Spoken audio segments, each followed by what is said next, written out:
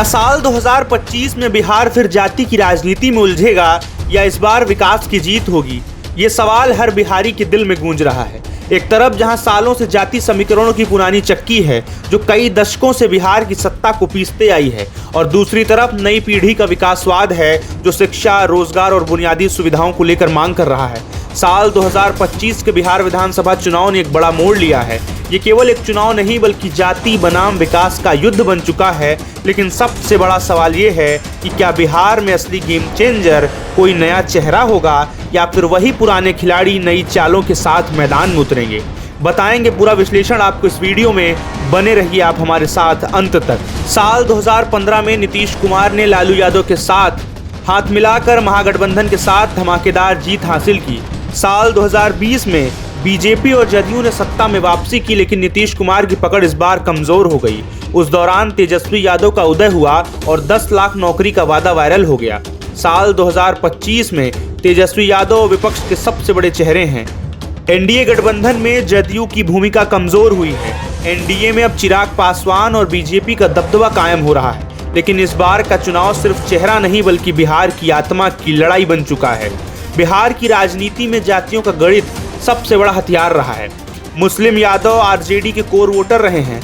कुर्मी अति पिछड़ा जदयू यानी नीतीश कुमार की शक्ति हैं। सवर्ण दलित बीजेपी और लोजपा का टारगेट है। लेकिन क्या ये इस बार पुराना समीकरण काम करेगा? नए सवाल उठ रहे हैं। नए सिरे से नए सवालों का उदय हो रहा है, क्योंकि इस चुनाव में एंट्री हुई है चुनावी रणनीतिकार से नेता बने प्रशांत किशोर की।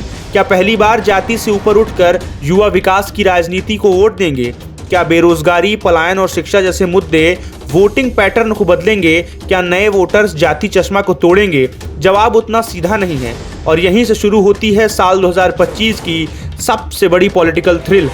और इस थ्रिल को पैदा किया है प्रशांत किशोर ने। वो बिहार में घूम घूम कर रोजगार, विकास की बात कर रहे हैं, जबकि बिहार की राजनीति में जातिवाद का जहर दशकों से बुना हुआ है। बिहार में हर साल लाखों युवा बिहार बोर्ड से पास होते हैं, लेकिन सरकारी नौकरियां ना के बराबर है।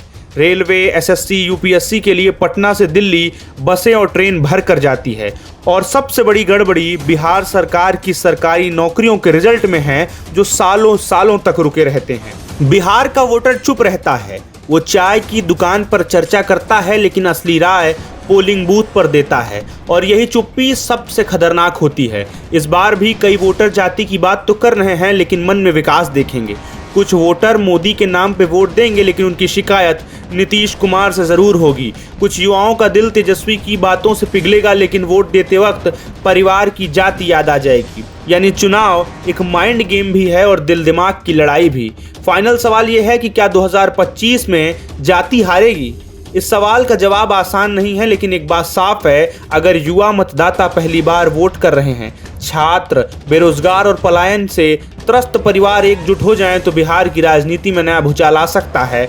और ये डर बिहार की पारंपरिक राजनीतिक पार्टियों को तो है ही, कहीं इस बार जाति का गणित फेल न हो जाए और कोई नया नेता विकास के नाव पर सवार होकर नैया पार न लगा ले और बिहार की सत्ता में बैठ जाए। आपकी राय क्या है? आप हमें कमेंट बॉक्स में बता सकते हैं, और ऐसे ही शानदार वीडियो के लिए आप हमें सब्सक्राइब कर सकते हैं।